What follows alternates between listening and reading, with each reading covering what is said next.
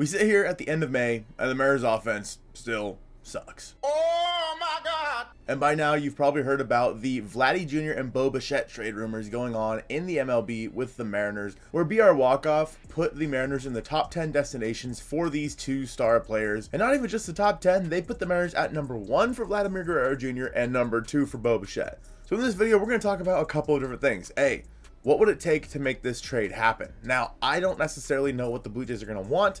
We'll talk a little bit more about that as well. We're also going to talk about what the lineup would look like for the Seattle Mariners if they were to add one or both of these players. And we're going to wrap it all up by talking about if this trade is even possible. But first, I think it's important that we look at both of these guys' stats. So let's start there. Starting here with Bichette. Now, both of these guys are going to be under contract through next season. So the Mariners would have them for a year and a half. On the year, Bichette's hitting 251, 298, 365 with just a 91 OPS plus. He has 25 RBIs and 4 home runs on the year. Of course, we know how good he was last year, hitting 306, 339, 475. He had a 123 OPS plus. He was an all-star and he was 16th in the MVP voting last year. He had those 20 home runs as well. Keep in mind that Bichette is a shortstop, where obviously the Mariners have JP Crawford, who's been really good for them. So I don't necessarily know why the Mariners are in the Bichette talks, but whatever. Bichette striking out at a career low 14.7% of the time. He does not strike out. He puts the ball in play. He has a 5.1% walk percentage, which is below average as well. And looking at Bo's baseball savant page, it's just crazy to think about how bad he's been so far this year. And maybe that's why some of the talks are that they might want to trade him. So far in 2024, he's really only been good at not striking out and not swinging and missing. His hard hit percentage is in the 75th percentile here, but overall, Bo's numbers have looked pretty pedestrian. Compare that to last year, where his baseball savant page looked like this, and you can see that there's a bit of a fall off so far this year with Bichette. Now again, he's only 26 years old, he'll be fine. Now, when it comes to Bichette's contract, you can see here that payroll-wise, it's not too bad. Looking at it, he's making $12 million this year. So by the time they would trade for him, probably about half that, $6 million for the rest of the year, and then $17.5 next year in 2025. So if the Mariners were to acquire him, they'd be taking on, give or take, $23 million for a year and a half of Bichette. Not too bad. Again, the idea for me here, though, is why would the Mariners want to trade for Bichette in the first place? For what it's going to take to go out there and get him, right? Because for Bichette, a guy who has been one of the better players in all of baseball over the past few years, he's having a down year. JP Crawford's having a better year. And honestly, they had pretty comparable years in 2023, in my opinion.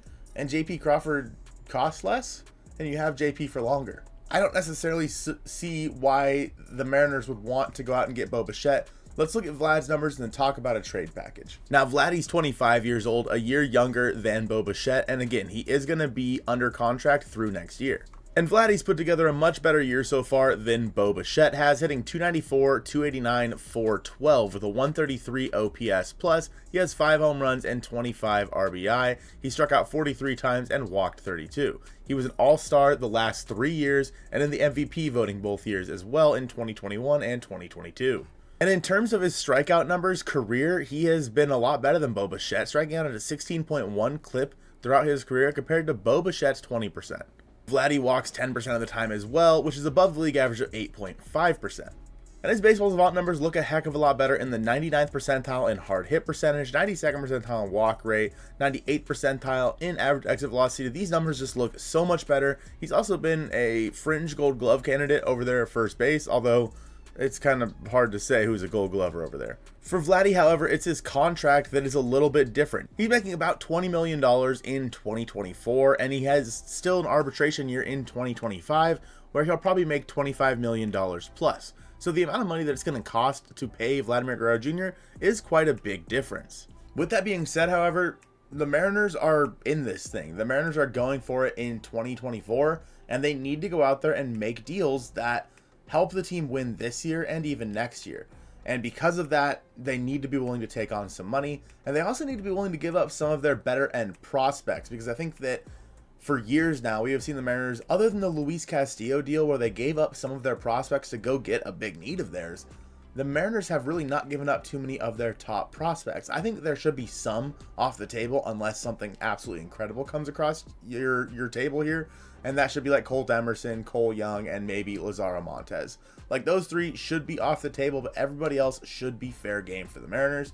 They need to go out there and add to this offense this year, and being able to get an extra year of control is something the Mariners would really like. But would the Blue Jays do this? I'm honestly not so sure. But first I want to tell you guys about the WSSCA, the Washington State Sports Collectors Association, as they're having a convention on June 1st, tomorrow, at the Linwood Convention Center from 9 a.m. to 5 p.m. This is going to be a big convention full of sports fans and sports memorabilia. Admission is $15 at 9 a.m. for the VIPs and $10 after that for the rest of the day from 10 to 5, and kids get in free.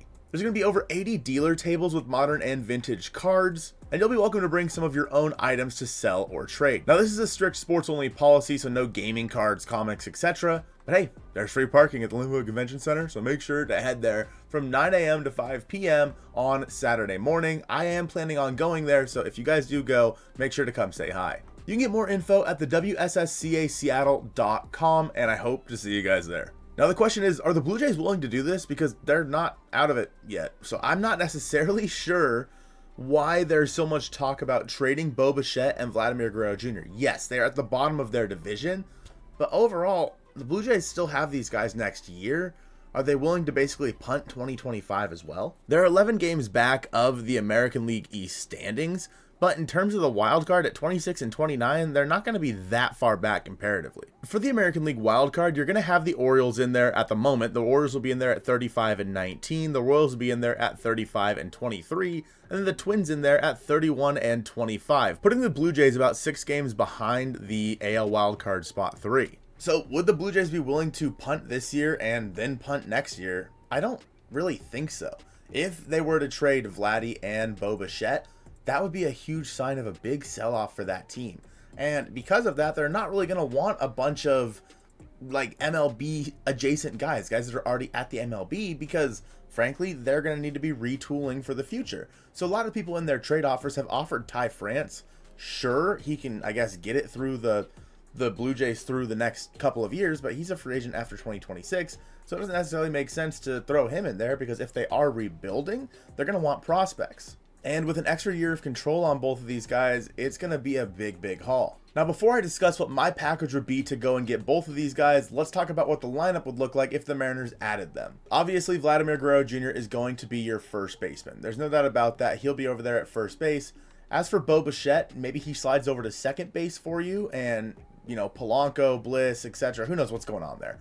But you probably have Bichette at second and Vladimir Guerrero Jr. at first base, both guys on the right side of the infield. I would bat Vladdy fourth. I'd probably go something in the form of J.P. Crawford, Bichette, Julio Rodriguez, and then Vladimir Guerrero Jr. I think this would make a lot more sense to have Bichette batting up there in the top 4 and then have Vladdy batting 4. I think it does make sense to still keep them up there with JP and Julio. Yes, this looks a lot better on paper than what you have right now. And obviously Vladdy can DH for you sometimes and whatnot. I think that this is a move that could make a lot of sense for the Mariners offense. So your lineup would look like JP batting first, Bo batting second, Julio at third, Vlad at 4, Cal catching at 5, Luke Raley in right field at 6, Mitch Garver at 7 DHing, number 8 would be Dominic Canzone in left field, and number 9 would be Josh Rojas at third base. Is that lineup better? Yeah, absolutely. And I think that adding those guys, both of them, because I feel like we have to talk about adding both of them, simply because the Mariners were put as like the 2 top destinations for both of them. So let's just talk about getting both of them and what the lineup would look like there. Again, I think that Vladimir Guerrero Jr. makes a lot more sense than Bichette, but hey, we're going to talk about both. So yes, the Mariners lineup is much more formidable because of that. Again, are the Blue Jays going to do this because they would be willing to sell for the next year and a half? In my opinion, no. In my opinion, the Blue Jays are not willing to do this until next summer. I don't think that Vladimir Guerrero Jr. and Bichette are going to be even on the table unless it's for a massive price.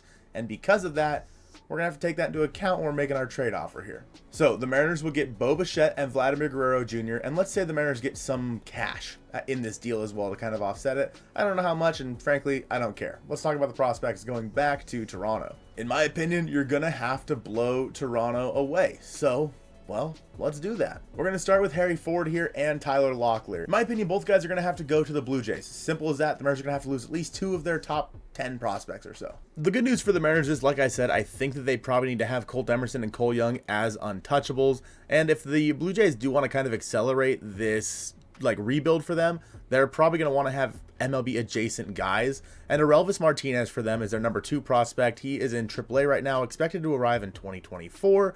And then they also have Leo Jimenez. He's a shortstop, second baseman, also expected to arrive in 2024. So if they wanted to go fill that spot over there in the infield where Bichette would have been, they can fill it with one of these 2 guys this year. Again, I don't know their stats, and I'm not going to pretend like I'm some prospect wizard, but hey, in their top 30 prospects, they have a couple of guys at the middle. They probably don't need another Colt Emerson, Cole Young type. With that being said, are Colt Emerson and Cole Young better than both these guys? Yeah, probably. But if the Mariners did want to do that and add a second baseman in there, you probably got to send Ryan Bleav, someone who is a little bit more MLB ready. I'm looking at this as the Blue Jays retooling, not necessarily rebuilding. So I'm trying to get them guys that are close-ish to Major League ready. That's why I'm not going to send them like Felnin or something like that, because the Blue Jays might not want to wait that long. They might want to do what the Mariners did and get this done in 3-ish years. So as of right now, we have Harry Ford, Tyler Locklear, Ryan Bleav. I'm throwing Jonathan Clase in there as well, just as a guy to kind of sweeten the deal for them. Another guy who is kind of MLB-ish ready. The Blue Jays also do need some pitching prospects, and unfortunately for the Mariners, they don't really have that. So I'm going to have to send Emerson Hancock that way. So the Mariners have now, at this point, given up 5 guys in their top 15-ish prospects in the MLB prospect rankings. If Hancock was still a prospect, if he was still on there, he'd be in that top 15. So 5 guys from their top 15 here. Locklear could potentially go up and cover first base for them later on this year, or even starting next year. Bliss could go play shortstop for them right now if they needed him to. Clase they could have in their outfield. This is a hard one, man. This is hard because I think that the Blue Jays are going to want a lot, and rightfully so for these guys. It's something that makes sense. So looking ahead to how this trade would have worked out, 5 guys at least to the Blue Jays for Bichette and Vladdy, and I still think the Mariners are going to have to eat a decent chunk of those contracts because of just the pedigree of these 2 guys. In this trade, you gave up your number 2, your number 8, your number 10, your number 11, and then your best number 6 for 2 guys who have a year and a half of control left. Sometimes that's what you got to do. You know what I mean? Sometimes that's what you got to do to go out there and add to your offensive roster, because the Mariners need to go out there and add this year, and they need to be willing to give up some of the farm to do that. Now, in my opinion, they only should go out there and get Vladimir Guerrero Jr. They don't need Bichette, in my opinion. And maybe he's an upgrade over there at second base. He probably is.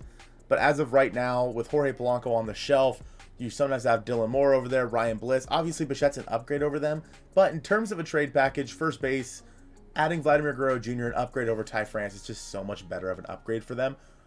So I would say for just Vladdy, Harry Ford, Tyler Locklear, and maybe Jonathan Clase gets it done. Maybe. And then they eat some of Vladdy's contract. I may be way off base here, but that is what I'm going to say as a package going back to Toronto for just Vladimir Guerrero Jr. With that being said, do I think the Blue Jays are going to do this? No. Do I think the Mariners will do this? No. So there's that. I'm just laying it on the line here. But let me know in the comments down below, do you guys think the Mariners should go out and get Vladdy? And what would the package be that you would give them? Thank you guys so much for watching this one, and go Mariners.